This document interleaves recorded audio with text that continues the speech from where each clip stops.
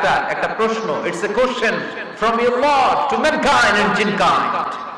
এটা আল্লাহর পক্ষ থেকে মানব জাতি এবং জিন জাতির কাছে রেখে দেওয়া একটা প্রশ্ন। ফাবিআইয়ি আলাই রাব্বিকুমা তুকাযযিবান, আমার কোন নিয়ামতকে অস্বীকার করবি তুই? আল্লাহর কোন নিয়ামত অস্বীকার করার কোন ক্ষমতা আমাদের আছে?